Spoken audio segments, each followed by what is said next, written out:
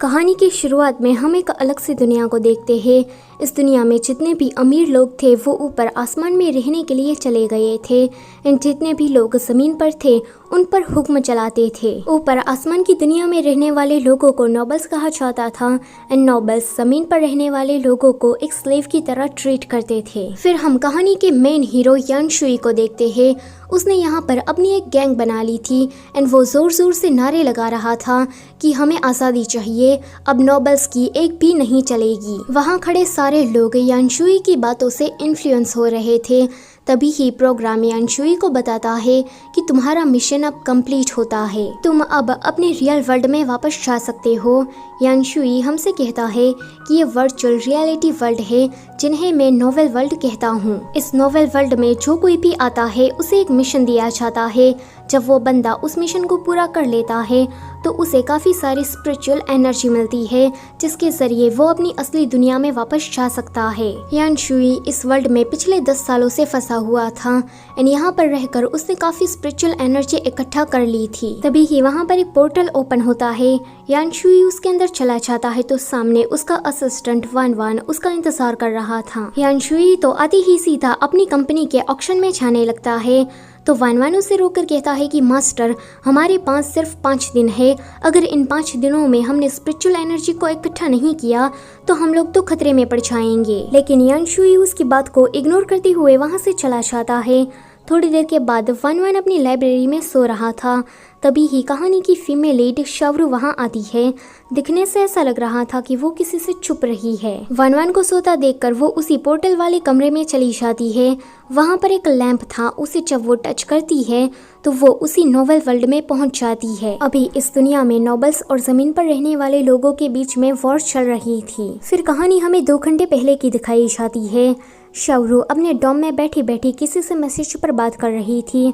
वो लड़की उसे कहती है कि मैंने सुना है कि लोंगशिया के ऑक्शन में आज प्रोफेसर यान भी आने वाले हैं। प्रोफेसर यान को आज से पहले किसी ने भी नहीं देखा। ये कहना तो दूर की बात है क्योंकि प्रोफेसर यान की परछाई कैसी होती है ये बात भी किसी को भी नहीं पता है। प्रोफेसर यान शावरू का आइडल था तो वो अपनी फ्रेंड से कहती है कि आज मैं ऑक्शन में जाकर उससे मिल ही लूंगी। तो उसकी एक फ्रेंड कहती है कि तुमने आज से पहले उसे कभी नहीं देखा, क्या पता वो काला नाटा मोटा हो। तो दूसरी कहती है कि तुम थोड़ा पॉजिटिव सोचो, क्या पता वो हैंडसम रिच एंड यंग हो। शावरू कहती है कि तुम लोग बकवास करना बंद करो क्योंकि आज तो मैं अपने आइडल प्रोफेसर यान शुई से मिलकर ही रहूंगी। अगले सीन में वो उसी ऑक्शन वाली जगह पर होती है। वो कहती है कि मेरा नाम मो शावरू है और मैं 22 साल की हूँ। अभी मैं 4th ईयर आर्कियोलॉजी की स्टूडेंट हूँ। आज का दिन मेरे लिए बहुत ही ज़्यादा स्पेशल है क्योंकि आज मैं अपने आइडल को देखने वाली हूँ। इतना सोचकर वो अंदर एंटर करती है। तभी ही उसकी नज़र एक सिक्योरिटी गार्ड पर जाती है। वो सोचती है कि इसकी नज़र इतनी तेज़ है कि इसकी बिना परमिशन के एक मक्खी भी अंदर घुस नहीं पाती।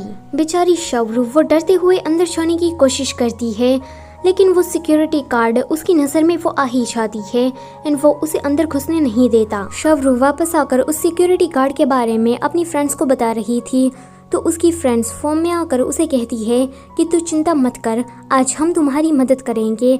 आज चाहे जो कुछ भी हो जाए लेकिन तू अपने प्रोफेसर यान शुई से मिलकर ही रहेगी। फिर वो सभी लोग बड़े टेंशन के साथ कंपनी आती है एंड वहाँ पर आकर वो लोग सिक्योरिटी गार्ड का ध्यान भटकाने लगती है। इतने में शावरू मौका देखकर अंदर चली जाती है। यहाँ पर एक बंदा यान शुई से बहस कर रहा था कि मेरी लाई पेंटिंग रियल है ना कि फेक, ये मिंग डायनेस्टी से बिलोंग करती है।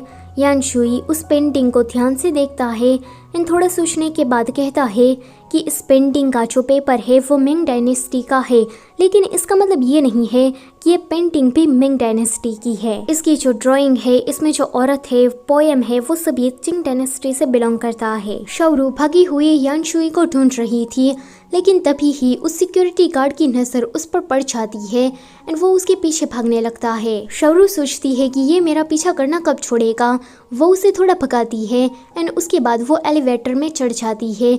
उस एलिवेटर में यान शुई भी था। शावरू से पूछती है कि क्या तुम प्रोफेसर यान शुई को जानते हो। अब प्रोफेसर यान शुई तो वहीं था तो वो उसे पूछता है कि क्या तुम उसकी फ़ैन हो। वो कहती है कि हाँ, बहुत बड़ी वाली। तो वो कहता है कि मैं उसे नहीं जानता। शावरू कहती है कि मेरा तो दिन ही खराब है, मैं आज भी उसे नहीं देख पाऊंगी। तभी ही यानशुई की नजर शाओरू के पहने हुए ब्रेसलेट पर जाती है। शाओरू वहाँ से चली जाती है।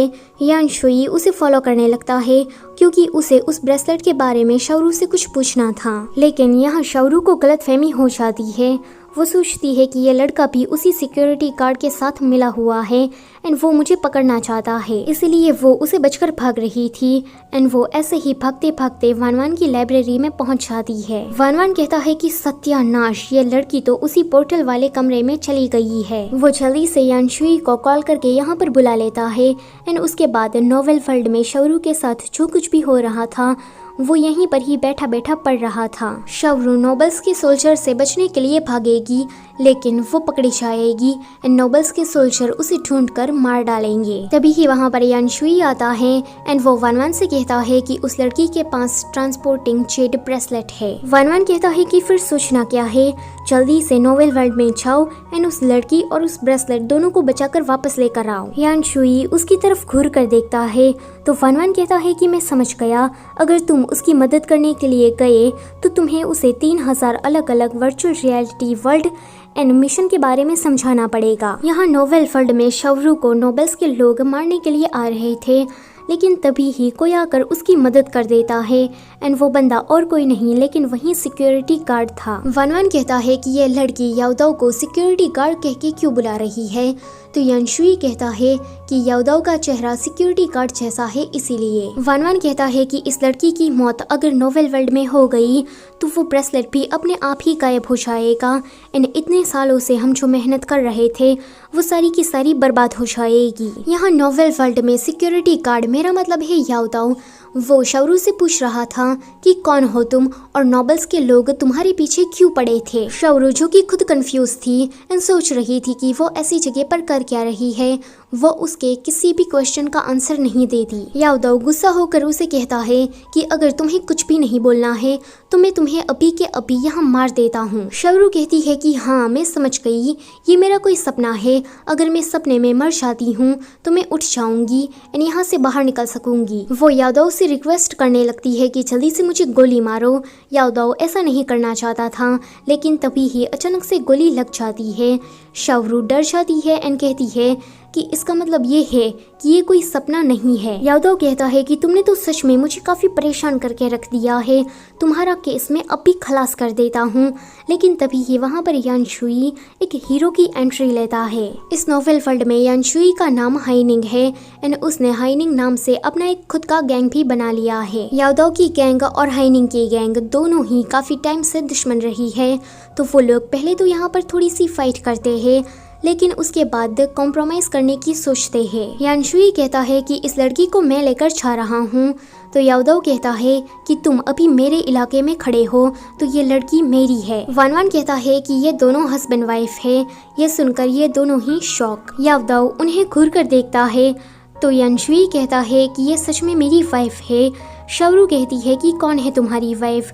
सिक्योरिटी गार्ड वाले भैया प्लीज मुझे बचा लो, ये बंदा मुझे कुछ ठीक नहीं लगता। वानवान कहता है कि हस्बैंड वाइफ में तो ऐसे झगड़े चलते ही रहते हैं। शाओरू याओदाओ को समझाने की ट्राई कर रही थी कि कैसे वो इस नोवेल वर्ल्ड में पहुंच गई, लेकिन तभी ही यानशुई उसे बेहोश कर देता है एंड अपने घर लेकर आता है। शाओरू की जब आंखें खुलती है तो प्रोग्राम उसे बताता है कि तुम्हारा नाम चिंगरू है और तुम फंगली की वाइफ हो, तुम्हारी स्किल कुकिंग और क्लीनिंग है, जल्दी से तुम इस कैरेक्टर को वेरीफाई कर दो। लेकिन वो ये सब कुछ पढ़कर शॉक थी एंड वो वेरीफाई बटन मतलब ओके बटन पर क्लिक नहीं करती। अगले सीन में वो किचन के सारे बर्तन को धो डालती है एंड उसके बाद सारे घर की सफाई कर देती है एंड फिर सोचती है कि मैं इतनी अच्छी और डिसेंट कब से बन गई, मेरी बॉडी मेरे कंट्रोल में नहीं है।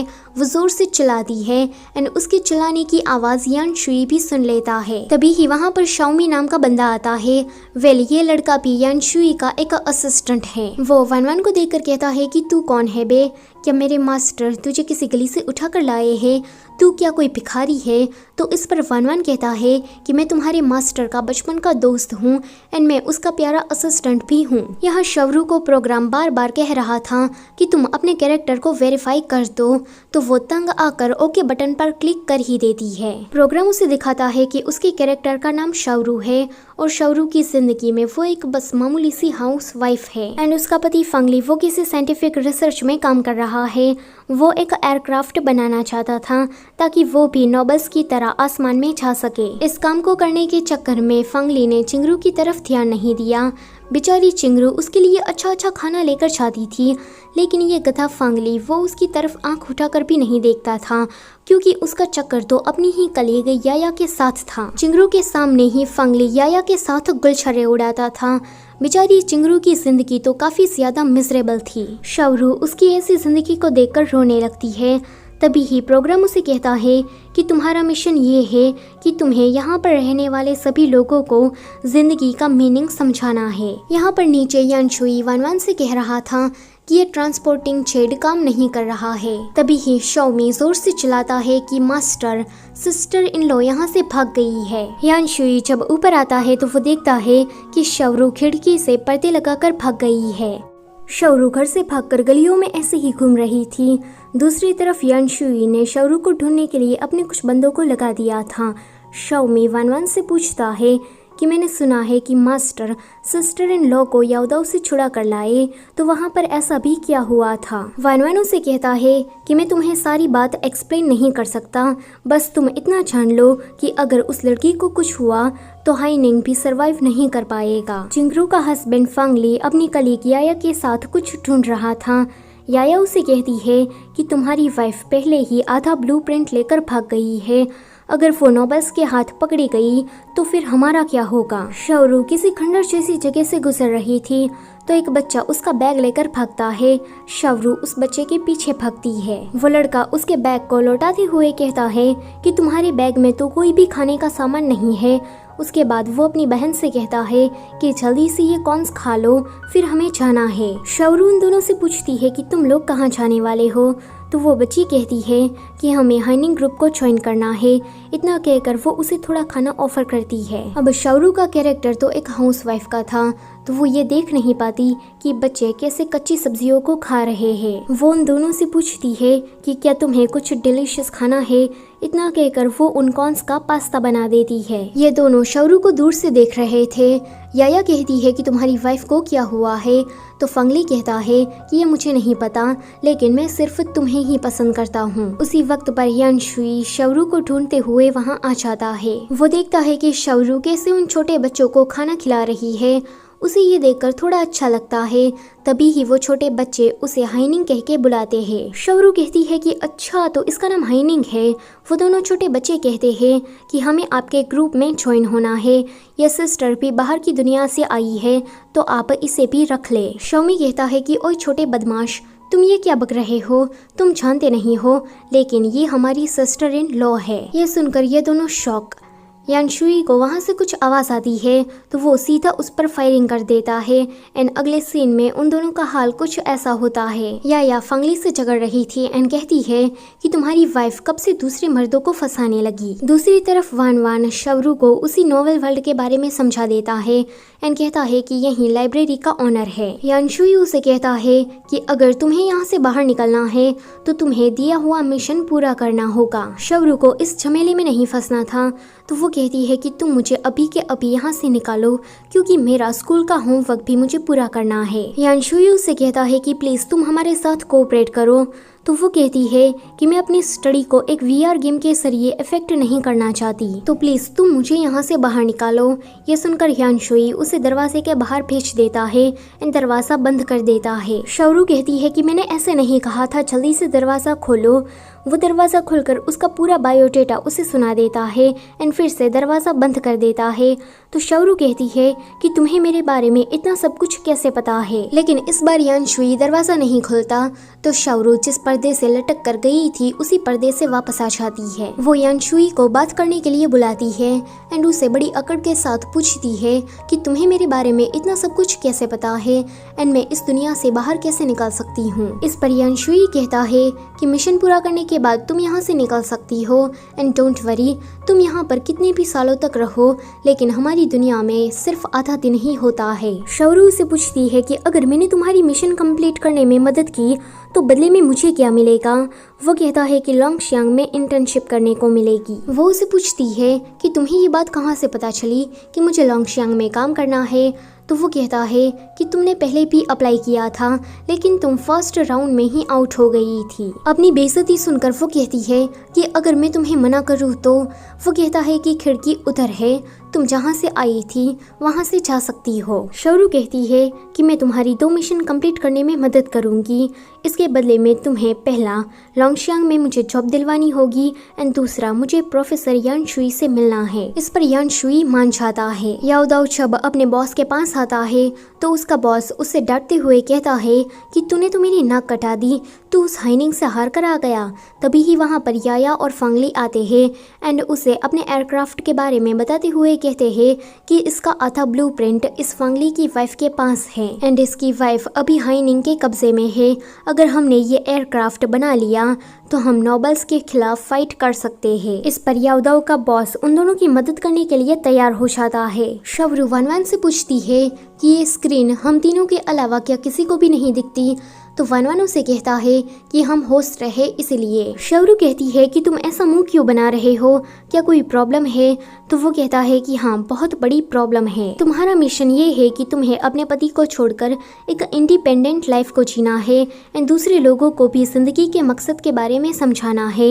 ये मिशन काफी ज्यादा डिफिकल्ट है। यान शुई कहता है कि जो हो, हमें मिशन तो कैसे भी करके कंप्लीट करना है, इसलिए वो शौरू को लेकर फाइटिंग सिखाने के लिए जाता है। लेकिन शौरू को तो गन वगैरह चलाना ही नहीं आता एंड वो तो अपना सेल्फ डिफेंस ही नहीं कर पाती, इसलिए वो यान शुई को मना करती है कि मुझे ये सब कुछ नहीं सीखना है। वो उन 2 छोटे बच्चों को याद करके कहती है कि मेरी स्पेशलिटी कुकिंग है, तो मैं अपना खुद का रेस्टोरेंट ओपन करना चाहती हूँ। यान शुई से कहता है कि तुम्हें कोई रेस्टोरेंट की जगह नहीं मिलेगी, तुम यहाँ पर सिर्फ अपना खुद का एक छोटा सा ठेला खोल सकती हो। शौरू तो इससे भी खुश हो जाती है, लेकिन पहले दिन उसके यहाँ कोई नहीं आता।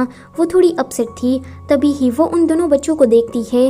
वो दोनों बच्चे आलू बेच रहे थे। शौरू यान शुई से पूछती है कि यहाँ पर आलू की खेती होती है, तो वो कहता है कि यहाँ पर आलू भर भर के उगते हैं, तो वो तुम्हें काफ़ी सस्ते दाम में मिल जाएंगे। ये सुनकर उसके मन में एक आइडिया आता है एंड वो फ्रेंच फ्राई बनाने का सोचती है और अगले दिन से ही वो इस काम पर लग जाती है। यान शुई उसे किसी गारमेंट शॉप पर लेकर जाता है। शौरू अलग अलग कपड़ों को ट्राई कर रही थी एंड खुश हो रही थी। उसे ऐसे खुश होते हुए देखकर यान शुई भी खुश हो रहा था। याओ दाओ आकर अपने बॉस से कहता है कि हाइनिंग आजकल पोटैटो चिप्स बेच रहा है, तो वो कहता है कि पोटैटो चिप्स में ऐसा भी क्या खास है। याओ दाओ कहता है कि उनके यहाँ बहुत सारे कस्टमर आ रहे हैं एंड मैंने तो ये सुना कि उनके बनाए हुए पोटैटो चिप्स बहुत ही ज्यादा डिलीशियस होते हैं। याया आकर कहती है कि हमें कैसे भी करके उसके काम में टांग अड़ानी होगी। उसके बाद याओ दाओ का बॉस और याया दोनों ही मिलकर फंगली की तरफ देखते हैं। शौरू का बिजनेस तो बहुत ही ज्यादा अच्छी तरीके से जा रहा था। यान शुई देखता है कि शौरू के कपड़े थोड़े छोटे हैं, इसलिए वो अपना जैकेट उसे देता है। शौरू कहती है कि मुझे ठंड नहीं लग रही, मुझे ये नहीं पहनना है, तो वो कहता है कि इसे पहने रखो, अगर इसे उतारा तो मैं तुम्हें नहीं छोड़ूंगा। वो दोनों ऐसे ही बातें कर रहे थे। तभी ही वहाँ पर फांगली आता है। फांगली शौरू के पास आकर उसे कहता है कि तुम जानती भी हो क्या कि मैं तुम्हें कब से ढूंढ रहा हूँ, अब चलो मेरे साथ। वो उसे वाइफ वाइफ कह के बुला रहा था, तो शौरू समझ जाती है कि यही फांगली है। शौरू उसके साथ आने को मना करती है तो फांगली उस पर हाथ उठाने वाला था, लेकिन यान शुई आकर उसका हाथ पकड़ लेता है। फांगली को जैसे जैसे दर्द हो रहा था वैसे वैसे शौरू के दिल में भी दर्द होता है। अगले सीन में इन लोगों ने फांगली को अपने घर में जगह दी थी। वनवान कहता है कि ओरिजिनल होस्ट को दर्द हो रहा है, इसलिए शौरू को भी हुआ। शौरू कहती है कि मुझे ये बात समझ में नहीं आ रही कि चिंगरू इस गधे के लिए बुरा फील क्यों कर रही है। यान शुई कहता है कि चिंगरू का गोल ये गधा नहीं है, तो क्यों ना मैं इसे टपका डालूं। लेकिन ये सुन के फिर से शौरू के दिल में दर्द होता है। वो तो यान शुई को उसका जैकेट भी लौटा देती है। जब वो फांगली के पास जाती है तो फांगली उसे कहता है कि तुमने ये किस तरह के कपड़े पहने हैं, तुम दूसरे मर्दों के सामने इतने छोटे छोटे कपड़े कैसे पहन सकती हो, तुम जानती भी हो क्या कि मेरे दिल में बहुत ही ज्यादा दर्द हो रहा है। बाहर से यान शुई उन दोनों की बातों को सुन रहा था। फांगली कहता है कि तुम्हें ढूंढने के लिए मैंने सारी लाशों को चेक किया, मुझे काफी डर लग रहा था कि तुम कहीं मर तो नहीं गई ना। शौरू सोचती है कि 1 नंबर का झूठा यहाँ नीचे शाओमी हेडफोन लगाकर सुन रहा था। तभी ही वहाँ पर वानवान आ जाता है। फंगली कहता है कि मैं तुम्हारे लिए वहाँ परेशान था और तुम तो यहाँ हाइनिंग के साथ मजे कर रही थी। शॉमी कहता है कि ये तो हमारी सिस्टर इन लॉ को डांट रहा है, बुली कर रहा है, अब भी जाके मैं उसे मारता हूँ। वानवान कहता है कि जल्दबाजी मत करो। फंगली कहता है कि हाइनिंग एक अच्छा इंसान नहीं है, तुम मेरे साथ चलो, मैं तुम्हें दूसरा चांस देने के लिए तैयार हूँ। तो वो मना करती है। फंगली जैसे ही उसे चाटा मारने के लिए जाने वाला था तो बीच में यानशुई आ जाता है। नीचे ये दोनों हेडफोन के लिए लड़ने लगते हैं। यानशुई कहता है कि तुम्हें इसके साथ जाना है या फिर तुम मेरे साथ रहोगी। फंगली कहता है कि ये मेरी वाइफ है तो मेरे साथ ही चलेगी, तुम कौन होते हो फैसला करने वाले। यानशुई शाओरू से कहता है कि तुम्हें इसके ऑर्डर्स फॉलो करने की कोई ज़रूरत नहीं है, मैं तुम्हारी पूरी जिम्मेदारी लूँगा। शाओरू यानशुई को हाँ कहती है तो वो फंगली से कहता है कि अब ये मेरी फुमन है तो तू यहाँ से कल्टी मार ले। फिर वो फंगली के सामने ही शाओरू को लेकर वहाँ से चला जाता है। जब वो नीचे आता है तो ये दोनों ही कुछ इस हालत में खड़े थे। यानशुई थोड़ा एम्बेरस फील करता है तो वो शाओरू को नीचे उतार कर वहाँ से भाग जाता है। शाओरू देखती है कि ये दोनों तो अभी भी स्टैचू बनकर ही खड़े हैं तो वो भी यानशुई के पीछे जाती है। यानशुई अपने कमरे में कपड़े बदल रहा था, तभी ही वहाँ पर शाओरू आ जाती है। यानशुई जल्दी से उसके ऊपर टॉवेल फेंकने वाला था जिससे शाओरू नीचे गिरने वाली थी, लेकिन यानशुई आकर उसे बचा लेता है। वो तो उसे बड़े प्यार से देखने लगती है, लेकिन यानशुई कहता है कि आज तुम मेरे कमरे में ही रुक जाना, अगर तुम्हें फंगली से पीछा छुड़ाना है तो तुम्हें ये करना ही होगा, ये हमारे मिशन का एक हिस्सा है। अगर एक बार मिशन पूरा हो गया तो मेरा पीछा तुमसे जल्दी छूट जाएगा। वो कहती है कि ये सब तुमने मिशन के लिए किया। वो कहता है कि हाँ और नहीं तो क्या। शाओरू कहती है कि मिशन मिशन मिशन, हर वक्त बस यही कहते रहते हो, छोड़ो मुझे। वो कहता है कि सच में छोड़ दूँ। वो कहती है कि हाँ। यानशुई जैसे उसे छोड़ता है तो शाओरू नीचे गिर जाती है। वो कहती है कि तुम्हें ये सच में नहीं करना चाहिए था। अब वो उसे मारने के लिए जाती है एंड इसी मारामारी में दोनों एक दूसरे के ऊपर गिर जाते हैं। शाओरू के पास जो लॉकेट था उसमें ब्लूप्रिंट था एंड वो ब्लूप्रिंट भी तभी ही चमकने लगता है। यानशुई कहता है कि तो फंगली इस वजह से यहाँ आया था। दूसरी ओर फंगली इस बारे में याया से बात कर रहा था। इसका मतलब ये है कि फंगली का मकसद वो लॉकेट लेना ही था। याया उसे कहती है कि एक नंबर के वाहियात आदमी, तुम एक काम भी ढंग से नहीं कर सकते, जल्दी से वहाँ से वो अथा ब्लूप्रिंट लेकर आओ। अगले दिन शाओरू अपने छोटे से रेस्टोरेंट में काम कर रही थी तो फंगली उसे दूर से देखता है। जब शाओरू की नजर उस पर जाती है तो यानशुई के पास जाकर वो मदद मांगती है। वो दोनों ही फंगली के सामने लवी डवी होने का एक्ट कर रहे थे। शाओरू कहती है कि क्या मैं तुम्हारी मसाज कर दूं? यानशुई मना करता है तो शाओरू धीमे से उसे कहती है कि तुम्हें हाँ कहना था। अब फंगली तो उन दोनों को देखकर गुस्सा होकर वहाँ से चला जाता है। शॉमी उन दोनों को देखकर उनकी शिपिंग कर रहा था तो वानवान उसे कहता है कि तुम ऐसा मत करो। शॉमी कहता है कि मैं ऐसा क्यों नहीं कर सकता। तो वानवान कहता है कि हमारे मास्टर को कभी प्यार नहीं हुआ, अगर शाओरू उसके साथ एक ही कमरे में रुकेगी फिर भी वो उसे इतनी सी भी पसंद नहीं आने वाली। मास्टर का गोल बहुत बड़ा है तो तुम उन दोनों की शिपिंग करना बंद कर दो। शॉमी कहता है कि क्या बॉस ने ये खुद कहा? तो वो कहता है कि हाँ। शाओरू ने उन दोनों की बात दूर से सुन ली थी एंड उसे ये सुनकर थोड़ा बुरा लगता है। जब यानशुई उसके पास आता है तो वो उसे ठीक तरह से बात नहीं करती। यानशुई उसे कहता है कि क्या तुम किसी बात से गुस्सा हो? वो कहती है कि नहीं तो मैं तो बहुत ही ज्यादा खुश हूँ। यानशुई कहता है कि तुम तो सच में काफी गुस्सा हो। वो कहती है कि तुम और फंगली दोनों ही एक जैसे हो, तुम दोनों ही मुझे नीची नजरों से देखते हो। तुम्हारे जैसे वाहियत आदमी के कमरे में मुझे नहीं रुकना है, आज मैं कार में ही सो जाऊंगी। अगले दिन हाइनिंग के इलाके में याओदाओ आता है।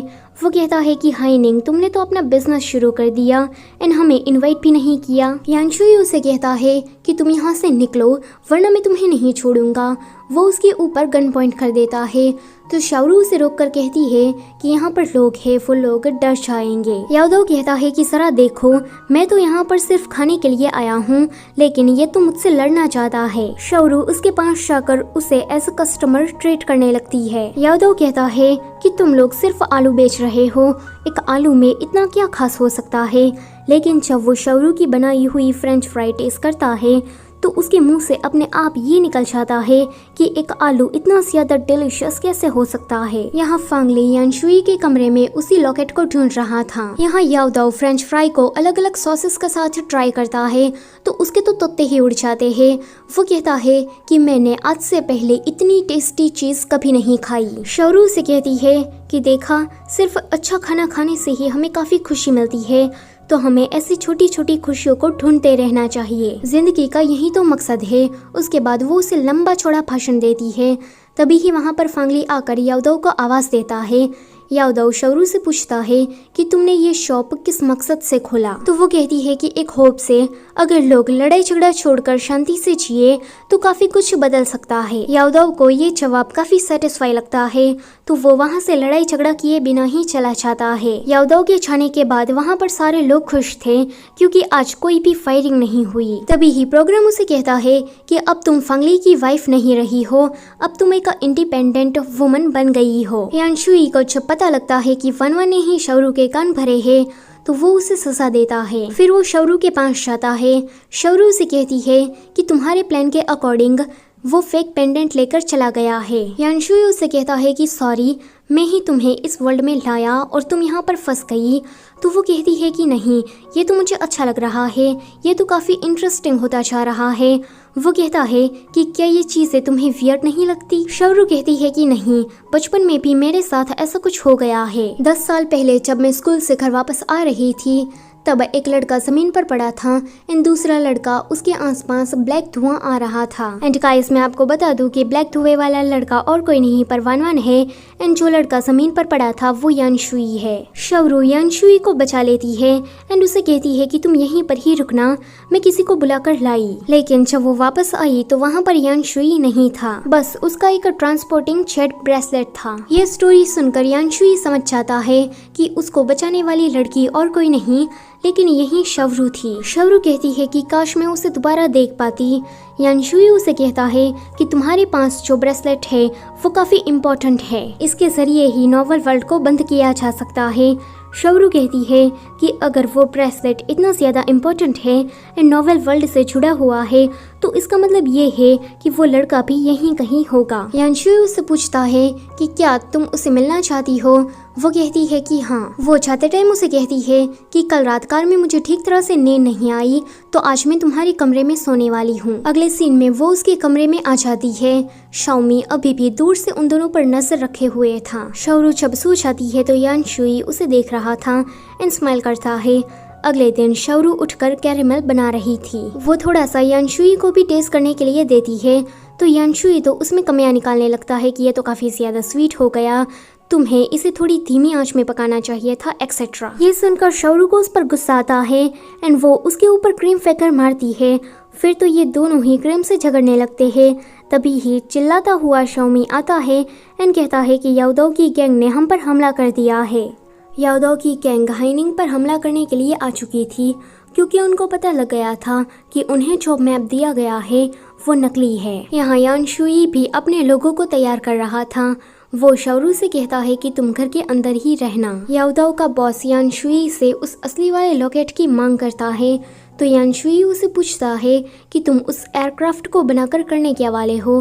तो वो कहता है कि मैं ऊपर जाकर उन नॉबल्स की धज्जियां उड़ा दूंगा एंड उसे कहूंगा कि वो लोग जमीन पर रहने वाले लोगों को तंग ना करे। यानशुई उसे कहता है कि क्या इन सब का कोई फायदा होगा? तो याओदाओ का बॉस चुप हो जाता है। याया कहती है कि हाइनिंग, तुम लोगों को झूठी उम्मीदें दिलाना बंद करो। तुम सिर्फ एक आलू बेचकर लोगों की जिंदगी बदल नहीं सकते। फिर वो लोगों से कहने लगती है कि तुम हाइनिंग की बात पर यकीन मत करो, वो बस ऐवे ही बक रहा है। अगर तुमने उसकी बातें सुनी तो तुम्हारी जिंदगी कभी भी बेहतर नहीं होगी। वो और भी बहुत सारी बातें उसके खिलाफ बोल रही थी तो शाओमी से रहा नहीं जाता एंड वो गन चला देता है। फिर तो इन दोनों ग्रुप के बीच फाइट शुरू हो जाती है। याओदाओ इस फाइट के दौरान शौरू के पास जाता है। यहाँ याया कह रही थी कि अगर एक बार हमने उस लड़की को पकड़ लिया तो फिर हम उस लड़की को हाइनिंग के खिलाफ चारी की तरह यूज करेंगे। इतना कहकर वो स्माइल करती है। यानशुई भी समझ जाता है कि कुछ तो गड़बड़ है। वो जल्दी से शौरू को बचाने के लिए जाने वाला था लेकिन तभी ही याओदाओ शौरू को लेकर वहाँ आ जाता है। शौरू को देखकर यहाँ पर लड़ाई स्टॉप हो जाती है। याया कहती है कि याओदाओ, तुमने हमें धोखा दिया। यादव का बॉस कहता है कि कुत्ते कमीने, तू सिर्फ एक आलू खाकर दुश्मन लोगों के साथ मिल गया, धोखेबाज। शौरू कहती है कि आप सभी लोग पहले मेरी बात सुन लीजिए, लेकिन यादव का बॉस वो चुप होने का नाम ही नहीं ले रहा था, तो शौरू जोर से उससे मोटा आदमी कह के बुलाती है। फिर वो सभी लोगों से कहती है कि आप लोगों की जिंदगी में कोई भी होप नहीं है। तो यादव का बॉस कहता है कि तो तुम सिर्फ एक आलू बेचकर दुनिया बदलना चाहती हो। शौरू कहती है कि तुम लोगों को उल्लू बनाना बंद करो, तुम आसमान में छाना चाहते हो और इसके लिए कितने लोगों ने अपनी कुर्बानियां दी। अगर तुम चाहो तो तुम खुद का अपना एक हेवन यहाँ पर बना सकते हो, क्योंकि आसमान में रहने वाले लोग जमीन पर रहने वाले लोगों पर पूरी तरीके से डिपेंडेंट है। इस हिसाब से तो वो लोग बेचारे हुए, ना कि हम। हमारी जिंदगी उनसे बेटर है, तो फिर ये लड़ाई झगड़ा क्यों? ये सब करने से बस वक्त की बर्बादी होगी और यहाँ पर कोई भी खुश नहीं रह पाएगा। इतना कहकर वो उसे अपनी बनाई हुई फ्रेश फ्रेंच फ्राई खिलाती है, तो यादव के बॉस को वो काफी ज्यादा टेस्टी लगती है। शौरू उसे कहती है कि चलो अब नेगोशिएट करते हैं, तो इस पर यादव का बॉस मान जाता है। देखो, मैं आपको सिंपल वर्ड्स में समझाती हूँ कि हाइनिंग की गैंग और यादव की गैंग दोनों ही नोबल्स के खिलाफ लड़ती आ रही है। इन दोनों गैंग का मकसद सेम था, लेकिन इन दोनों गैंग के बीच में कोल्ड वॉर ऐसे ही चलती रहती थी और इसी लड़ाई झगड़े के चक्कर में इन लोगों ने अपनी जिंदगी और डेवलपमेंट में कभी ध्यान ही नहीं दिया। लेकिन शौरू के समझाने पर उन लोगों को ये बात पता चली कि वो लोग कब से मिजरेबल जिंदगी जी रहे थे। उन लोगों के पास वो सब कुछ है जो कि एक जिंदगी को बेहतर बना सकता है, लेकिन उन लोगों ने लड़ाई झगड़ा करने के चक्कर में खुद की ही जिंदगी को नरक बना दिया। तभी ही सब कुछ एकदम से रुक जाता है। प्रोग्राम उसे बताता है कि लोगों को तुमने जिंदगी के मकसद के बारे में समझा दिया है एंड यहाँ पर तुम्हारा मिशन कंप्लीट होता है। शौरू को स्पिरिचुअल एनर्जी मिलती है, जिसके कारण पोर्टल ओपन होता है। तो यानशुई उसे कहता है कि तुम यहाँ से अपने घर जा सकती हो। अब शौरू अपनी दुनिया में वापस आ गई थी। उसे उसकी फ्रेंड का मैसेज आता है कि 24 घंटे हो गए, अगर तुम वापस नहीं आई तो मैं पुलिस को रिपोर्ट कर दूंगी। वो भागकर टॉम की तरफ जाती है। उसकी फ्रेंड उसे कहती है कि तुम कहाँ मर गई थी, पता है कि हमें तुम्हारी कितनी चिंता हो रही थी। शौरू कहती है कि अगर मैं तुम्हें ये कहूँ कि मैं वर्चुअल रियलिटी वर्ल्ड में चली गई थी तो तुम लोग मेरी बात का यकीन करोगे। उसकी फ्रेंड्स उसे कहती है कि क्या तुम्हें किसी पागल कुत्ते ने काट लिया है, मजाक करना बंद करो। तभी ही शौरू को लोंगशांग से कॉल आता है। वो लोग उसे इंटरव्यू देने के लिए बुला रहे थे। अगले दिन शौरू जब जाती है तो वहाँ पर यानशुई उसका इंतजार कर रहा था। शौरू को लगता है कि ये उसका आइडल प्रोफेसर यानशुई है, तो वो उसे बड़े प्यार से हाय हेलो कहती है। यानशुई पीछे घूमकर कहता है कि हमारी जो वो डील हुई थी उसके अकॉर्डिंग मैंने तुम्हें यहाँ पर कॉन्ट्रैक्ट साइन करने के लिए बुलाया है। शौरू शॉक। वो कहती है कि हाय निंग, तुम यहाँ पर, क्या अभी भी मैं कोई स्टोरी के अंदर हूँ? तभी ही उसकी फ्रेंड उसे एक फोटो भेजकर कहती है कि ये है तुम्हारा आइडल प्रोफेसर यानशुई। शौरू को तो यहाँ पर फिर से एक झटका लगता है। यानशुई उसकी ऐसी हालत को देखकर हंस रहा था, लेकिन फिर वो सीरियस होकर कहता है कि तुम्हें कॉन्ट्रैक्ट साइन करना है कि नहीं। शौरू कहती है कि हाँ करना है, वो तो बस मैं थोड़ी शॉक हो गई थी। यानशुई उसे कहता है कि तुम्हें अभी भी एक और मिशन कंप्लीट करना है, तो कल तुम मेरी बुक शॉप में आ जाना। ये सुनकर वो ब्लश करती हुई वहाँ से भाग जाती है एंड अपने डॉम में आती है। यहाँ पर उसकी फ्रेंड सारी शॉक थी। वो कहती है कि तुम्हें लोंगशांग में जॉब मिल गई, ये नहीं हो सकता, जरूर तुमने अपने कनेक्शन को यूज किया होगा। तो दूसरी वाली कहती है कि अगर तुम्हें वहाँ पर जॉब मिली है फिर तो तुम अपने आइडल को रोज देख पाओगी। तो तीसरी वाली कहती है कि ऐसा नहीं हो सकता, यानशुई किसी भी लड़की को भाव नहीं देता। शौरू कहती है कि मैं चाहती हूँ कि हम दोनों क्लोज आए, लेकिन वो तो बस मुझे एक टूल की तरह समझ रहा है। ये सुनकर उसकी तीनों फ्रेंड्स शॉक। एक कहती है कि शौरू तुम इस टाइप की लड़की हो, मैंने कभी सोचा नहीं था। तो दूसरी वाली कहती है कि तुमने एक जॉब को पाने के लिए अपने आप को बेच डाला। तीसरी वाली कहती है कि शौरू तुमने कर दिखाया। शौरू कहती है कि तुम लोग कुछ गलत समझ रही हो। वो उसे कुछ समझा पाती उससे पहले ही वहाँ पर यानशुई फूल लेकर आता है। अगले सीन में वो दोनों बाहर वॉक कर रहे थे। यानशुई उसे कहता है कि तुम्हारा चेहरा तो लाल पड़ गया है। शौरू कहती है कि मैंने स्पाइसी खाना खाया इसीलिए। यानशुई उसका मुंह साफ करते हुए कहता है कि हाँ, इसीलिए तुम्हारे मुंह पर भी थोड़ा खाना लगा है। शौरू तो और भी ज्यादा ब्लश करने लगती है। यानशुई कहता है कि अब तो तुम और भी ज्यादा रेड होने लगी हो। तो वो कहती है कि मैंने सुपर स्पाइसी खाना खाया था। वैसे तुम यहाँ पर मिशन के बारे में पूछने आए हो ना, तो वो कहता है कि नहीं, तुम सुबह भागकर ऐसे क्यों चली गई थी? मुझे लगा कि मैंने फिर से कोई गलती कर दी है, इसलिए मैं तुम्हारे लिए फूल लेकर आया। शावरू कहती है कि ऐसी कोई बात नहीं है। तो वो कहता है कि तुम दूसरी मिशन के लिए चिंता मत करना, मैं तुम्हारी सेफ्टी का ध्यान रखूंगा। अगले दिन शावरू उनके बुक शॉप में पहुंच जाती है। वानवान उसे कह रहा था कि इस लैंप की मदद से हम लोग 3000 अलग अलग बुक के अंदर जा सकते हैं। यान शुई अपने अगले मिशन के लिए ऑब्जर्वेशन करने के लिए एक बुक के अंदर गया था। शावरू उस जगह को ध्यान से देख रही थी एंड कहती है कि यान शुई ने तो यहाँ पर कितने सारे मिशंस को कंप्लीट किया है। तभी ही जमीन अचानक से हिलने लगती है, मानो जैसे कोई अर्थक्वेक आया हो। एक बुक नीचे गिरकर अपने आप ही खुल जाती है। वानवान कहता है कि ये तो बुरा हुआ, ये स्पिरिचुअल डिस्टर्बेंस है। शावरू जैसे ही उस खुली हुई बुक को बंद करने के लिए चाहती है तो वो उस बुक के अंदर घुस जाती है। वो कहती है कि क्या अभी मैं पुराने जमाने में हूँ। वो गैरेज के अंदर थी एंड जब वो बाहर देखने के लिए चाहती है तो वहाँ पर हमला हो गया था। उन हमलावरों में से कुछ लोग शावरू पर भी अटैक कर देते हैं। जब शावरू का बॉडीगार्ड उसे बचाने के लिए आता है तो वो लोग उसे भी मार देते हैं। यहाँ पर शावरू एक बात तो समझ गई थी कि ये सारे हमलावर उसके पीछे पड़े हैं, तो वो अपनी जान बचाकर भाग रही थी। तभी ही वहाँ पर एक हीरो की एंट्री लेते हुए यान शुई पहुँचता है। वानवान हमारी दुनिया से बुक में लिखी जाने वाली लाइन्स को पढ़ रहा था कि जाओ किंगडम के सेकंड प्रिंस यानशी ने प्रिंसेस रुलान को बचाया। फिर वो लैम्प की तरफ देखते हुए कहता है कि स्पेस ट्रैवल डेडलाइन जल्दी ही आने वाली है, जल्दी ही ये सब कुछ खत्म हो जाएगा। जब वो बुक की तरफ देखता है तो वो कहता है कि ये क्या है। यान शुई के कैरेक्टर में लव इंटरेस्ट भी है। यहाँ नॉवेल वर्ल्ड के अंदर शावरू से पूछती है कि तुम्हारे साथ वानवान नहीं आया, तो वो उल्टा उसे पूछ लेता है कि तुम्हारा पैर ठीक है ना, तुम्हें कहीं चोट तो नहीं लगी ना। वो उसके पैरों की मसाज कर दे रहा था तो उसका पर्सनल बॉडीगार्ड कहता है कि आगे धर्मशाला है, क्या आप वहाँ पर रुकना चाहेंगे। शावरू उसे देखकर कहती है कि शौमी तुम यहाँ। तो यान शुई उसे कहता है कि इसका नाम मी यान श्याओ है, ये बस शौमी की तरह दिखता है। भले ही इसका नाम मी यान श्याओ है लेकिन मैं तो इसे शौमी ही कहूँगी क्योंकि ये बोलने और समझने में आसान है। फिर प्रोग्राम शावरू से कहता है कि तुम्हारे कैरेक्टर का नाम प्रिंसेस रुलान है, तुम जनरल लियान की बेटी हो, प्रिंस सांग तुम्हारा हस्बैंड है और तुम्हारे अंदर कोई भी स्किल नहीं है। मिशन जो तुम्हें बताया जाए तुम्हें वही करना है। शावरू यहाँ ओके बटन पर जैसे ही क्लिक करती है तो उसे प्रिंसेस रोलान का पास्ट दिखाया जाता है। प्रिंसेस रोलान पावरफुल जनरल फैमिली से बिलोंग करती है। उसकी शादी जब प्रिंस सांग से हुई तो उसके पति का बिहेवियर उसकी तरफ कोल्ड था क्योंकि प्रिंसेस रोलान दिल की तो अच्छी थी लेकिन उसका टेम्पर अच्छा नहीं था और इसी वजह से उसके पति की 4 कॉन्क्यूबाइन उससे अच्छी तरीके से बात नहीं करती थी। उससे सभी लोग इतनी ज्यादा नफरत करते थे कि जब वो पैलेस की तरफ आ रही थी तो किसी ने उस पर हमला कर दिया था। शावरू ये सब कुछ देखकर थोड़ी डर जाती है। तभी ही कैरेज रुकता है क्योंकि उसका घर आ गया था। जैसे ही शावरू नीचे उतरती है तो उसका हस्बैंड राजकुमार शांग उसे लेने के लिए आया था। उसे देखकर ऐसा लग रहा था मानो जैसे वो यहाँ पर जबरदस्ती का आया हो। राजकुमार शांग की 4 कॉन्क्यूबाइन थी।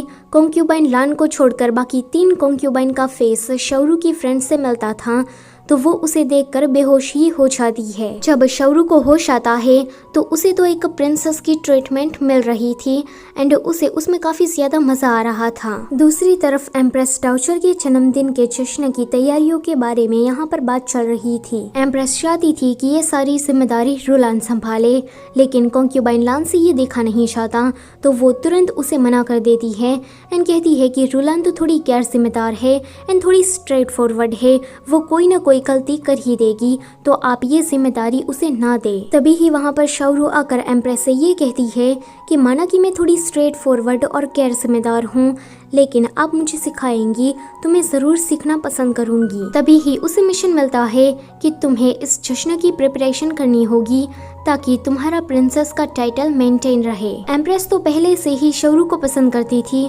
इसीलिए वो इस जश्न की सारी जिम्मेदारी उसे दे देती है। ये देखकर कॉन्क्यूबाइन लान को बिल्कुल भी अच्छा नहीं लगता। फिर यान शुई को मिशन मिलता है कि शौरू पर जिसने भी हमला करवाया था वो उन सारे हमलावरों को ढूंढ निकाले। वान वान अपनी बिल्ली से कह रहा था कि इस बार मैं सच में घर जाने वाला हूँ, बस मास्टर अपना मिशन कंप्लीट करके यहाँ वापस आ जाए, क्योंकि टाइम बिल्कुल भी नहीं है। फिर वो बुक की तरफ देखता है, वो कहता है कि इसमें तो सिर्फ मिशन कंप्लीट करना था, ये लव स्टोरी बीच में कहाँ से आ गई। यहाँ नोवेल वर्ल्ड में शौरू यानशुई के साथ जश्न की तैयारियों में लग जाती है।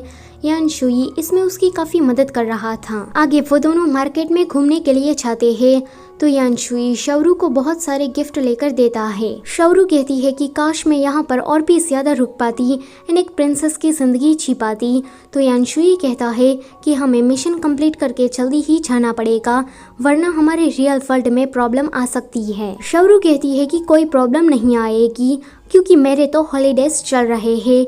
यानशुई सोचता है कि तुम नहीं समझोगी, टाइम बिल्कुल भी नहीं है। तभी ही शौरू से कोई टकराने वाला था तो यानशुई उसे बचा लेता है एंड इसमें ये दोनों काफी ज्यादा क्लोज आ जाते हैं। अगले सीन में शौरू जश्न की तैयारियों के बारे में बाकी सारी कॉन्क्यूबाइन से जब पूछती है तो वो लोग कहती है कि हमने तो कुछ भी नहीं किया है। यहाँ कॉन्क्यूबाइन लान तो कुछ ज्यादा ही बेचारी बनने का नाटक कर रही थी। तभी ही वहाँ पर राजकुमार सांग आता है। वो कहता है कि मेरी सारी कॉन्क्यूबाइन घुटनों के बल बैठी है। रुलान, तुम इन लोगों को इस तरह से ट्रीट कैसे कर सकती हो? जश्न की तैयारियों का सारा काम तुम्हें मिला है तो तुम खुद करो, इसमें इन सभी को मत घसीटो। इतना कहकर वो कॉन्क्यूबाइन लान के पास जाता है एंड उसे मीठी मीठी बातें करने लगता है। शौरू ये देखकर वहाँ से चली जाती है एंड यानशुई के पास आकर कहती है कि ये टास्क तो काफी ज्यादा मुश्किल है। इस पर यानशुई कहता है कि फिर भी तुम्हें तो ये करना ही होगा। वैसे तुम पर जिसने हमला करवाया था मुझे खबर मिली है कि वो इंसान इसी मैनर में रहता है। शौरू कहती है कि यहाँ पर तो सभी लोग अच्छे हैं, वो भला मुझ पर हमला क्यों करवाएंगे। यानशुई उसे कहता है कि तुम सिर्फ चेहरा देखकर ये पता नहीं लगा सकती कि कौन अच्छा है और कौन बुरा है। बस इसी बात को लेकर ये दोनों झगड़ा करने लगते हैं। वो दोनों इतने क्यूट वे से झगड़ा कर रहे थे कि शाओमी को तो उन दोनों को देखकर खून की उल्टी ही हो जाती है। यहाँ पर राजकुमार सांग सोच रहा था कि पहले तो रुलान उसके पीछे पड़ी रहती थी एंड गलत काम करने से उसे टोकती थी, लेकिन इस बार उसने ऐसा कुछ नहीं किया। तो वो उसे मिलने का डिसाइड करता है, लेकिन शौरू तो उससे कोई बात ही नहीं करती एंड वहाँ से जाने लगती है। राजकुमार शान यानशुई से कहता है कि क्राउन प्रिंस की डॉटर आ रही है तो तुम उसके लिए कुछ गिफ्ट प्रिपेयर कर लेना, क्योंकि आगे चलकर तुम दोनों की शादी होने वाली है। शादी वाली बातें शौरू भी सुन लेती है एंड उसे ये सुनकर थोड़ा बुरा लगता है। अगले सीन में यानशुई ने शौरू को जितने भी गिफ्ट दिए थे वो सारे गिफ्ट वो उन 3 कॉन्क्यूबाइंस को देती है। वो तीनों लोग इन सारे गिफ्ट को देखकर खुश थी, लेकिन एक ही सेकंड में उसकी खुशी गायब हो जाती है। एक कहती है कि हम ये लेना तो चाहते हैं लेकिन हम इसे एक्सेप्ट नहीं कर सकते, कॉन्क्यूबाइन लान हमें इसकी कभी भी परमिशन नहीं देगी। शौरू पूछती है कि ऐसा क्यों? तो वो लोग कहती है कि कॉन्क्यूबाइन लान राजकुमार सांग के फेवर में है। राजकुमार सिर्फ और सिर्फ कॉन्क्यूबाइन लान को ही पसंद करते हैं, इसलिए कभी भी उन्होंने हमारी तरफ नहीं देखा। अब तो हमने उम्मीद भी छोड़ दी है कि वो कभी हमारे पास भी आएंगे। शौरू कहती है कि ये तो काफी बुरा है। वो इन तीनों को करियर के बारे में समझाने लगती है ताकि ये तीनों सेल्फ इंडिपेंडेंट बन सके। इन तीनों को भी शौरू काफी पसंद आती है एंड ये तीनों लोग शौरू की फ्रेंड बन जाती है। यहाँ पर यानशुई राजकुमार सांग से बातें कर रहा था। जैसे ही उसे वहाँ से बाहर जाने को मिलता है तो वो भागता हुआ शौरू के पास आता है एंड उसे कहता है कि तुम मेरी शादी को लेकर कुछ गलत समझ रही हो। शौरू उसे कहती है कि मैं तुमसे मिलने के लिए आ रही थी और मैंने देखा कि कॉन्क्यूबाइन लान कुछ अजीब बिहेव कर रही है। आगे वो दोनों कॉन्क्यूबाइन लान के बारे में बातें करने के लिए यानशुई के कमरे में चले जाते हैं। यहाँ पर इन दोनों को ऐसा लग रहा था कि शायद वो हमला कॉन्क्यूबाइन लान ने ही करवाया होगा। शाओमी यानशुई को कुछ खबर देने के लिए उसके कमरे की तरफ आ रहा था तो शौरू यानशुई के पीछे छुप जाती है। शाओमी अपनी खबर देकर वहां से चला जाता है। उसके जाने के बाद शौरू जब नीचे उतरने की कोशिश कर रही थी तो वो सडनली गिर जाती है एंड एक्सीडेंटली इन दोनों के बीच में किस हो जाता है। शाओमी को भी आवाज आती है। उसे लगता है कि शायद अंदर कोई हमलावर आ गया होगा, तो जब वो देखने के लिए जाता है तो वो ये नज़ारा देखकर फिर से बेहोश हो जाता है। अगले दिन ये दोनों ही मिलकर कॉन्क्यूबाइन लान का पीछा करते हैं, लेकिन इन लोगों को यहाँ पर कुछ भी सबूत नहीं मिलता। अब शावरू एक और नया प्लान बनाती है, वो जश्न में नाच गाने को भी ऐड कर देती है। जब शावरू कॉन्क्यूबाइन लान के साथ डांस प्रैक्टिस कर रही थी तो यानशुई इस मौके का फायदा उठाकर कॉन्क्यूबाइन लान के खिलाफ कुछ सबूत ढूंढने के लिए जाता है। फिर अगले सीन में शावरू अभी भी डांस की प्रैक्टिस कर रही थी। यानशुई उसे दूर से देखकर कहता है कि कौन कहता है कि हमारी शावरू क्यूट नहीं है। तभी ही उसकी नजर राजकुमार सांग पर जाती है, वो भी शावरू को ही देख रहा था। ये देखकर यानशुई को थोड़ी जलन होती है। अगले सीन में शावरू अपनी तीनों दोस्तों को फ्लर्टिंग करने के बारे में सिखा रही थी, तो दूर से उसे राजकुमार सांग भी देख रहा था। वो अपने बॉडीगार्ड से पूछता है कि ये फ्लर्ट करना क्या होता है। वो कहता है कि मुझे भी नहीं पता। वेल, ये बॉडीगार्ड और कोई नहीं लेकिन वही सिक्योरिटी गार्ड है। यहाँ हमारी दुनिया में वान देखता है कि इन दोनों ने अपना मिशन टाइम पर पूरा नहीं किया, इस वजह से स्टोरी लाइन बदल गई है। स्टोरी लाइन बदलने के कारण कॉन्क्यूबाइन लान का कैरेक्टर भी पूरी तरीके से बदल गया है। अगले दिन राजकुमार सांग शावरू के साथ फ्लर्ट करने की कोशिश कर रहा था, तो यानशुई ये देखकर कहता है कि तुम ये कर क्या रहे हो। राजकुमार सांग यानशुई को वहाँ से भगाना चाहता था, लेकिन यानशुई बहाना मार देता है कि उसको तो शावरू के साथ जश्न की तैयारियां करनी है, इसलिए वो शावरू को अपने साथ ले जा रहा है। राजकुमार सांग उन दोनों को रोक कर कहता है कि रुलान, तुम्हें क्या चाहिए? अगर वो चीज महंगी भी होगी फिर भी मैं वो तुम्हें दिला दूंगा। शावरू कहती है कि ठीक है। अगले सीन में शावरू यानशुई से कह रही थी कि राजकुमार सांग मुझे क्या देने वाले हैं, तो वो कहता है कि तुम्हें उसके गिफ्ट की काफी परवाह है। वो कहती है कि हाँ, फ्री में जो मिल रहा है। ये वाला सीन यहीं पर ही कट होता है।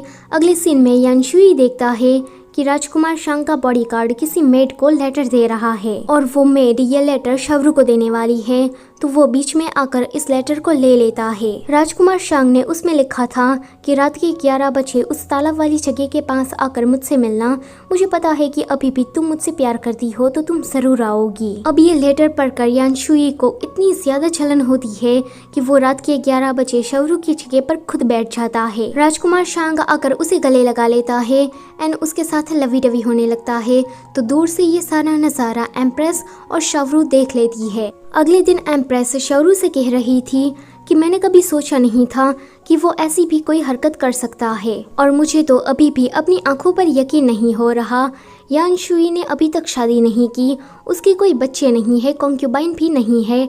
हाँ, शायद यही रीजन हो सकता है। शावरू कहती है कि आप कुछ ज्यादा ही सोच रही है, तो इस पर एम्प्रेस कहती है कि मैं ज्यादा सोच रही हूँ कि तुमने वो नज़ारा अपनी आंखों से नहीं देखा, लेकिन तुम इस बात की जरा सी भी चिंता मत करना, मैं कुछ करती हूँ। दूसरी तरफ राजकुमार सांग यानशुई से पूछ रहा था कि तुम उस जगह पर कर क्या रहे थे, तो इस पर यानशुई कहता है कि मैं तो चांद को देखने आया था। कॉन्क्यूबाइन लान अपने सीक्रेट अड्डे पर शिया किंगडम के 4th प्रिंस से मिलने के लिए जाती है।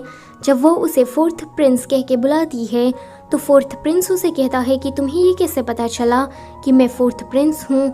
तो वो कहती है कि मुझे पता नहीं था, मैंने तो बस तुम्हें ऐसे ही बुला लिया, लेकिन देखो ये तो सच हो गया। फिर वो उसे कहती है कि मुझे पता है कि प्रिंसेस रुलान पर तुमने ही हमला करवाया था, क्योंकि तुम जनरल की फैमिली को कमजोर दिखाकर यहाँ पर हमला करना चाहते हो। अगर तुम मुझे जो चाहिए उसको हासिल करने में मेरी मदद करते हो तो तुम्हारा ये सच में किसी को भी नहीं बताऊंगी। 4th प्रिंस उसे कहता है कि तुम मुझे क्या धमका रही हो, तुम्हें ये लगता है कि मैं यहाँ पर बिना किसी प्लान के आया हूँ। वो कॉन्क्यूबाइन लान के भाई को हॉस्टेज बनाकर लाता है, लेकिन कॉन्क्यूबाइन लान उसे तो किसी की भी परवाह नहीं थी। वो यहाँ पर फाइट करने लगती है, उसका मार्शल आर्ट बहुत ही ज्यादा अच्छा था, तो वो 4th प्रिंस को कुछ ही सेकंड में हरा देती है। फिर वो कहती है कि अब तुम्हें मेरी बातें माननी पड़ेगी, जैसा मैं कहती हूँ तुम्हें वैसा ही करना होगा। राजकुमार सांग और यानशुई मिलकर ड्रिंक कर रहे थे।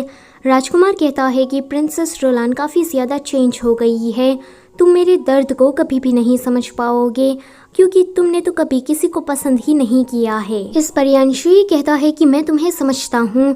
राजकुमार सांग कहता है कि इसका मतलब ये है कि तुम भी किसी को पसंद करते हो, फिर जल्दी से उस पर्सन को अपनी फीलिंग्स एक्सप्रेस कर दो, तो मेरी तरह बिल्कुल भी मत बनना। ये वाला सीन यहीं पर ही कट होता है। अगले सीन में यानशुई जब उठता है तो वो अपने कमरे में था एंड शावरू उसके पास बैठी थी। वो उसे कहती है कि क्या तुमने ड्रिंक की हुई है। वो कहता है कि मैं ड्रंक नहीं हूँ। शौरू कहती है कि तुम राजकुमार शांग के साथ ड्रिंक कर रहे थे। एम्प्रेस ने तो तुम दोनों को बीएल कपल समझ लिया, इसलिए वो तुम्हारे लिए कॉन्क्यूबाइन ढूंढ रही है। वैसे आजकल तुम राजकुमार शांग से काफी मिलने के लिए जा रहे हो। हाँ, ये बात मेरे दिमाग में पहले क्यों नहीं आई कि प्रोफेसर यान शुई कभी किसी लड़की के प्यार में नहीं पड़े। ऊपर से उसका असिस्टेंट वान वान वो भी एक लड़का है। वो उसका मजाक बनाने लगती है तो यान शुई उसे किस करता है।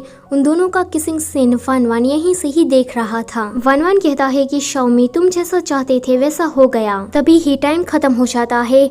मेरा मतलब स्पेस टाइम ट्रैवल की डेडलाइन खत्म हो जाती है। यहाँ पर यान शुई शौरू से कह रहा था कि मैंने तुम्हें कल साबित कर दिया है मुझे लड़कियां पसंद है। अगर तुम्हें प्रूफ चाहिए तो मैं फिर से वो कर सकता हूँ।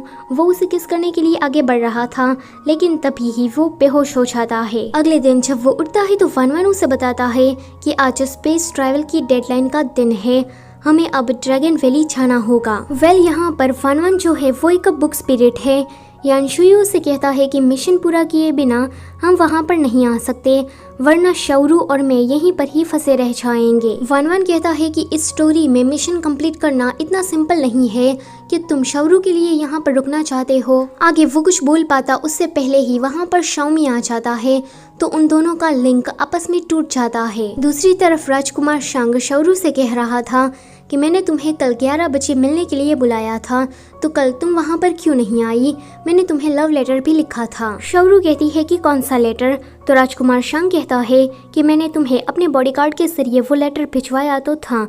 वो झूठ बोल देती है कि हाँ मुझे वो लेटर मिला था। राजकुमार शांग कहता है कि इसका मतलब ये है कि तुम भी मुझे पसंद करती हो। वो उसे किस करने के लिए आगे बढ़ रहा था, लेकिन तभी ही वहाँ पर यान शुई आ जाता है। राजकुमार शांग चिल्लाकर कहता है कि क्या है। यान शुई कहता है कि मुझे आपसे हमलावरों के बारे में कुछ बात करनी है। तभी ही उसका बॉडीगार्ड आकर कहता है कि शिया किंगडम का 4th प्रिंस आपसे मिलना चाहता है, तो आपको अभी चलना होगा। ये सुनकर राजकुमार शांग बड़े प्यार से कहता है कि रोलान अभी मुझे काम है, लेकिन तुम मेरा इंतजार करना, मैं अभी वापस आया। उसके जाने के बाद शौरू यान शुई से कहती है कि राजकुमार शांग ने मुझे जो लव लेटर लिखा था वो तुमने ही छुपाया था ना, जल्दी से मुझे वो वापस करो। यान शुई उसे लेकर साइड में आता है एंड बताता है कि मुझे मेन कल्प्रिट के बारे में पता लग गया है, वो और कोई नहीं लेकिन कॉन्क्यूबाइन लान है। इसलिए हमें जल्दी से अपने मिशन को कंप्लीट करके यहाँ से बाहर अपने रियल वर्ल्ड में जाना होगा। ये सुनकर शौरू थोड़ी अपसेट हो जाती है। एक फ्लैशबैक में हमें दिखाया जाता है कि यान शुई जब वान वान से बातें कर रहा था तब यान शुई की बातें शौरू ने सुन ली थी। यान शुई वान वान से कह रहा था कि तुम स्पिरिचुअल वर्ल्ड के गेट को थोड़ी देर रोके रखना, ताकि हम दोनों अपना मिशन कंप्लीट करके रियल वर्ल्ड में वापस आ सके, फिर हम दोनों ड्रैगन वैली चले जाएंगे। यहाँ शौरू नहीं चाहती थी कि यान शुई उसे छोड़कर जाए, इसलिए वो उसे कहती है कि पहले मुझे वो लव लेटर वापस करो, तो ही मैं मिशन कंप्लीट करने में तुम्हारी मदद करूंगी। यान शुई उसे कहता है कि तुम जिद्दी बनना बंद करो, पहले मिशन कंप्लीट करो, उसके बाद मैं तुम्हें वो लेटर दे दूंगा। ये सुनकर शौरू वहाँ से चली जाती है। उसके जाने के बाद यान शुई कहता है कि मैं तुम्हें बताना चाहता हूँ कि मैं तुमसे बहुत ही ज्यादा प्यार करता हूँ। अगले दिन जश्न का दिन था। कॉन्क्यूबाइन लान को देखकर ऐसा लग रहा था कि वो अपने प्लान को आज ही अंजाम देने वाली है। जब जश्न शुरू हो जाता है, नाच गाना चल रहा था, तभी ही कुछ हमलावर दूर से ही शौरू पर हमला करते हैं, लेकिन शाओमी वहाँ पर खड़ा था तो वो उसे डॉच कर देता है। शौरू उससे कहती है कि शाओमी तुम यहाँ पर, तो शाओमी कहता है कि अभी के लिए आप मुझे कुछ भी मत पूछना। दूसरी तरफ यान शुई जितने भी हमलावर थे उन हमलावरों से फाइट करके उनका सफाया कर रहा था। काफी देर के बाद कोई भी मैस जब क्रिएट नहीं होता तो कॉन्क्यूबाइन लान समझ जाती है कि उसके प्लान पर यान शुई ने पानी फेर दिया है। आगे शौरू अपनी 3 फ्रेंड्स के साथ वहाँ पर डांस परफॉर्म करती है। वो लोग जो गाना गा रही थी वो तो कोई K-pop सॉन्ग था, मतलब कि थोड़ा वोकल और थोड़ा रैप, हमारे जमाने का गाना। ये सुनकर कॉन्क्यूबाइन लान यान शुई के पास आती है एंड उसे कहती है कि क्या तुम भी मेरी तरह ट्रैवलर्स हो। यान शुई कहता है कि लेकिन हम सेम नहीं है। कॉन्क्यूबाइन लान कहती है कि फिर तो हमें डील कर लेनी चाहिए, देखो हम यहाँ पर राज कर सकते हैं, हमारा रियल वर्ल्ड वो तो काफी ज्यादा बेकार है, इससे अच्छा कि हम यहीं पर ही अपनी जिंदगी बिता दे। तभी ही प्रोग्राम शौरू से कहता है कि तुम्हारा मिशन जल्दी ही कंप्लीट होने वाला है। ये सुनकर कॉन्क्यूबाइन लान को बिल्कुल भी अच्छा नहीं लगता। वो यहाँ पर जानबूझकर बखेड़ा खड़ा करने की ट्राई करती है। वो अपने ही मुंह से सबके सामने उगलती है कि उसी ने ही प्रिंसेस रुलान पर हमला करवाया था एंड आज के दिन तो वो प्रिंसेस रुलान को मारना चाहती थी ताकि उसे ये सब कुछ शान और शौकत मिल जाए। ये सुनकर सबको पता लग जाता है कि असली कल्प्रिट है कौन। इससे यान शुई का मिशन कंप्लीट हो जाता है। कॉन्क्यूबाइन लान तो इतनी ज्यादा पागल सी हो गई थी कि वो शौरू को मारने के लिए उस पर तीरों से वार करती है, लेकिन तभी ही टाइम एकदम से रुक जाता है क्योंकि मिशन कंप्लीट करने पर रियल वर्ल्ड का पोर्टल ओपन होने वाला था। यान शुई शौरू से थोड़ा इमोशनल होकर कहता है कि मैं चाहता था कि तुम्हारा मिशन मुझसे पहले कंप्लीट हो जाए ताकि तुम रियल वर्ल्ड में वापस जा सको। शौरू कहती है कि मुझे ये बात पहले से ही पता है और मुझे इस बात से कोई फर्क नहीं पड़ता कि मैं कहाँ पर हूँ, रियल वर्ल्ड में या फिर नोवेल वर्ल्ड में, मुझे तो बस तुम्हारे साथ रहना है। तभी ही वहाँ पर पोर्टल ओपन होता है। वान वान स्पिरिचुअल गेट को बंद करके रखता है ताकि ये दोनों रियल वर्ल्ड में वापस आ सके और होता भी ऐसा ही है। ये दोनों वापस आ जाते हैं, लेकिन तभी ही स्पिरिचुअल डिस्टर्बेंस के कारण दूसरी नोवेल वर्ल्ड का गेट ओपन हो जाता है एंड ये दोनों वहाँ चले जाते हैं। शौरू देखती है कि उसके आसपास अभी यान शुई नहीं है एंड इस बार उसका जो कैरेक्टर है वो किसी ऑफिस वर्कर का है। जब वो अपनी कंपनी जाती है तो वहाँ पर एलन नाम के लड़के को देखकर उसे काफ़ी अजीब फील होता है। शौरू सोचती है कि ज़रूर इस कैरेक्टर का इसके साथ कोई रिलेशन होगा। वेल ये जो एलन है वो एक नंबर का लड़की बाज है, पूरा दिन बस लड़कियों से फ्लर्ट करता रहता है। अगले सीन में कंपनी की एक मीटिंग में शौरू को एलन का आइडिया अच्छा नहीं लगता तो वो उसे बहस करने लगती है एंड अपना खुद का आइडिया भी सबके सामने रखती है। तभी ही वहाँ पर डायरेक्टर ही आकर शौरू से कहते हैं कि तुम्हारा आइडिया काफी ज्यादा अच्छा है। शौरू तो डायरेक्टर ही को देखकर काफी ज्यादा खुश हो जाती है क्योंकि डायरेक्टर ही और कोई नहीं लेकिन यान शुई था। मीटिंग खत्म हो जाने के बाद शौरू यान शुई के पीछे जा रही थी, लेकिन बीच रास्ते में उसे एलन रोक देता है। वो कहता है कि तुम ये कर क्या रही हो, जल्दी से उस प्रोजेक्ट को मेरे नाम करो जैसा कि तुम हमेशा से ही करती आ रही हो। शौरू कहती है कि ये मेरा आइडिया है तो मैं तुम्हें क्यों दूं। ये सुनकर एलन उसे मारने वाला था, लेकिन डायरेक्टर ही आकर उसे बचा लेते हैं। अगले सीन में शौरू उसके क्लोज होने की ट्राई कर रही थी तो ये बंदा डर रहा था। इससे हमें पता लगता है कि ये यान शुई नहीं है, ये डायरेक्टर ही है। इस नोवेल वर्ल्ड का एक कैरेक्टर अभी यान शुई इसकी बॉडी के अंदर नहीं आया है। शौरू को देखकर डायरेक्टर ही जिस तरह से डर रहा था तो शौरू भी समझ जाती है कि ये यान शुई नहीं है। घर जाने के बाद शौरू कह रही थी कि यान शुई तुम कब आने वाले हो। तभी ही प्रोग्राम उसे कहता है कि तुम्हारे कैरेक्टर का नाम शेरी है, तुमने कॉलेज में टॉप किया था एंड तुम करियर वाइज भी अच्छा ही कर रही थी, लेकिन एलन के आने से पहले। एलन के आने के बाद शेरी की जिंदगी पूरी नरक बन गई। एलन ने उसे डेटिंग के लिए प्रपोज किया तो शेरी ने उसे हाँ कह दिया। एलन ने उसे कहा कि हम अपना रिलेशन पब्लिक नहीं करेंगे, हम दोनों के अलावा इसके बारे में किसी को भी पता नहीं लगना चाहिए, तो शेरी ने इसमें भी उसे हाँ कह दिया। थोड़े दिनों के बाद एलन शेरी से शादी कर लेता है। शादी के बाद शेरी जो भी काम करती थी उसका क्रेडिट वो खुद ले जाता था। ऊपर से शेरी को छोड़कर वो बाकी सारी लड़कियों के साथ फ्लर्ट करता रहता था। शौरू शेरी की स्टोरी सुनकर कहती है कि हर बार मुझे इतना बेकार कैरेक्टर और इतना वाहियात पति क्यों मिलता है, मुझे यहाँ नहीं रहना, मुझे अपने घर जाना है। लेकिन वो मिशन को पूरा किए बिना कैसे जा सकती है।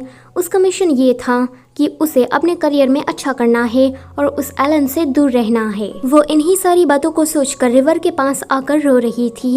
यहाँ डायरेक्टर ही जैसे ही सो जाता है तो यान शुई उसकी बॉडी के अंदर आ जाता है। वो सीधा भागकर शौरू के पास आता है और उसे कहता है कि सॉरी मुझे आने में लेट हो गया। उसके बाद हमें यहाँ पर इन दोनों का एक किसिंग सीन दिखाया जाता है। अगले सीन में शौरू से पूछती है कि अब हम क्या करेंगे, तो यान शुई कहता है कि पहले मुझे वान वान को ढूंढना पड़ेगा। इस बार चीजें काफी ज्यादा डिफिकल्ट होने वाली है क्योंकि डायरेक्टर ही की बॉडी में मैं तभी ही आ सकता हूँ जबकि वो सोया होता है। साथ ही साथ में वो ये भी बात बता देता है कि डायरेक्टर ही को लड़कियों के टच करने पर एलर्जी है। शौरू कहती है कि हाँ इसलिए वो शायद मुझे देखकर डर रहा था। वो कहता है कि डायरेक्टर ही और मैं एक जैसे ही दिखते हैं तो तुम हम दोनों को देखकर अंदाजा लगा सकती हो कि मैं कौन हूँ और डायरेक्टर ही कौन है। इस पर शौरू कहती है कि ऑफ कोर्स मैं तुम्हें पसंद करती हूँ, तो ये कहना मेरे लिए काफी ज्यादा आसान है। सुबह जल्दी ही होने वाली थी एंड यानशुई को नींद आ रही थी। वो जाने से पहले शौरू को एक बार किस करना चाहता था, लेकिन उससे पहले ही वो सो जाता है। शौरू के वहाँ से जाने के बाद जब डायरेक्टर ही उठता है तो उसे कुछ भी याद नहीं था कि वो यहाँ पर कैसे आया। अगले सीन में शौरू बिजनेस के रिलेटेड डायरेक्टर ही के पास जाती है। वो इस होटल को देखकर सोचती है कि लगता है कि यानशुई ने ये सब कुछ मेरे लिए अरेंज किया है। तभी ही उसे एलन का कॉल आता है। एलन उसे धमकी देता है कि जल्दी से उस प्रोजेक्ट को मुझे हैंडओवर कर दो, वरना मैं यहाँ पर सबको बता दूंगा कि मैं तुम्हारा हस्बैंड हूँ। वो ये कहकर कॉल को कट कर देता है एंड उसके बाद अपनी ही कंपनी के डायरेक्टर की नींद को पटाने में लग जाता है। आधी रात में डायरेक्टर ही शौरू से मिलने के लिए आता है। शौरू सोचती है कि ये आधी रात में आया है, इसका मतलब ये है कि डायरेक्टर ही सो गया होगा एंड अभी जो आया है वो यानशुई है, इसलिए वो उसे सेड्यूस करने की ट्राई करती है। यहाँ से यानशुई कहता है कि शौरू वो मैं नहीं हूँ, उससे तुम दूर रहो। कल तो बड़ी ही कह रही थी कि मैं तुम्हें पसंद करती हूँ, तुम दोनों में डिफरेंस आसानी से बता सकती हूँ। यहाँ शौरू डायरेक्टर ही के इतना ज्यादा क्लोज चली जाती है कि उसका फोबिया बढ़ जाता है एंड वो डर के मारे बेहोश हो जाता है। उसके तुरंत बेहोश होने के बाद यानशुई आकर कहता है कि जरा खुद को संभालो। वो समझ जाती है कि ये यानशुई है। वो कहती है कि क्या मैंने फिर से कोई गड़बड़ कर दी। यानशुई उसे कहता है कि कल तो तुम बड़ी कह रही थी कि तुम मुझे पहचान लोगी, फिर क्या हुआ? तो वो कहती है कि उसने कहा कि ये मैं हूँ तो मुझे लगा कि तुम हो। यानशुई कहता है कि क्यूट हरकतें करना बंद करो क्योंकि अब ये सब कुछ यूजलेस है। तभी ही वहाँ पर वान आता है। उसे देखकर ये दोनों ही काफी ज्यादा डर जाते हैं। स्पिरिचुअल डिस्टर्बेंस के कारण वान एक इविल बुक स्पिरिट बन गया था एंड वो उन दोनों को मारने के लिए आ रहा था, तो ये दोनों उससे बचने के लिए भागते हैं एंड अचानक से ही इस वाले नॉवल वर्ल्ड में पहुंच जाते हैं। लेकिन वान तो इनका पीछा करते हुए यहाँ भी पहुंच जाता है। लेकिन जैसे ही वान उन दोनों को टच करने की ट्राई करता है तो ये दोनों वापस से नॉर्मल वर्ल्ड में आ जाते हैं। शौरू से पूछती है कि वान को क्या हुआ है, तो यानशुई उसे कहता है कि ये स्पिरिचुअल डिस्टर्बेंस का इफेक्ट है, मैं जल्दी ही उसे ठीक कर दूंगा। लेकिन वो देखता है कि शौरू इस चीज से काफी ज्यादा डरी हुई है, तो वो उसका डर भगाने के लिए उसे किस करता है। आगे जब वो अपनी कंपनी चाहती है तो वो अपने प्रोजेक्ट को एलन को दे देती है क्योंकि इस प्रोजेक्ट के बदले में एलन उसे डिवोर्स देना चाहता था। अब सबको कंपनी में ये पता लग गया था कि ये प्रोजेक्ट एलन का है, इसलिए सभी लोग उसकी वाहवाही कर रहे थे। फिर शौरू एलन से बाहर मिलती है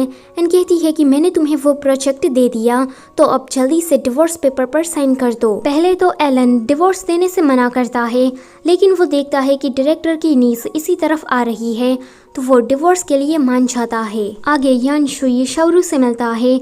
वो उसे कहता है कि ये वर्ल्ड बिल्कुल भी स्टेबल नहीं है, हमें यहाँ से जल्द निकलना होगा। यहाँ पर यानशुई शौरू को ये बात भी बता देता है कि बचपन में वो जिस लड़के से मिली थी वो और कोई नहीं लेकिन यानशुई ही था। शौरू से पूछती है कि क्या तुम मुझसे कुछ छुपा रहे हो, तो वो कहता है कि कुछ नहीं। लेकिन यानशुई को देखकर हमें ऐसा लगता है कि वो जितना हो सके उतना शौरू के साथ टाइम स्पेंड करना चाहता है। शौरू से कहती है कि वान तो अब एक इविल स्पिरिट बन गया है, तुम उसे वापस से कैसे ठीक करोगे? तो वो कहता है कि ये काम मैंने पहले भी किया है, लेकिन इस बार थोड़ा मुश्किल हो जाएगा क्योंकि तुम मेरे साथ हो। वो उसके साथ और भी टाइम बिताना चाहता था, लेकिन शाओमी आकर कहता है कि आपको अर्जेंट काम है। यानशुई वहाँ से चला जाता है। उसके बाद से शौरू अकेली पड़ जाती है क्योंकि वो उनकी आखिरी मुलाकात थी। उसके बाद से यानशुई डायरेक्टर ही की बॉडी में आता ही नहीं। काफी दिन बीत जाते हैं। शौरू ने अपना मिशन कंप्लीट कर लिया था। इतना ही नहीं, उसने तो एलन का भांडा भी सबके सामने फोड़ दिया था। मिशन पूरा करने पर शौरू को स्पिरिचुअल एनर्जी मिलती है, जिसके कारण पोर्टल ओपन होता है। पोर्टल के सामने यानशुई और वान उसका इंतजार कर रहे थे। शौरू वान को देखकर कहती है कि अब तो तुम ठीक हो गए हो एंड वो यानशुई को सीधा जाकर हक कर लेती है। यहाँ पर शौरू को ऐसा लग रहा था कि अब वो तीनों लोग रियल वर्ल्ड में वापस जा सकेंगे, लेकिन ऐसा कुछ नहीं होता यान शुई और वान वान दोनों ही अपनी स्पिरिचुअल एनर्जी की मदद से शवरू को रियल वर्ल्ड में भेज देते हैं एंड खुद स्पिरिचुअल वर्ल्ड में फंसे रह जाते हैं। रियल वर्ल्ड में आने के बाद शवरू काफी ज्यादा अपसेट हो जाती है एंड वो ये भी बात समझ जाती है कि यान शुई जब लास्ट बार उसे मिला था तो वो ऐसी बातें क्यों कर रहा था। उसे खुद पर गुस्सा आ रहा था कि वो ये बात पहले क्यों नहीं समझी। उसके बाद कहानी हमें 2 महीने के बाद की दिखाई जाती है।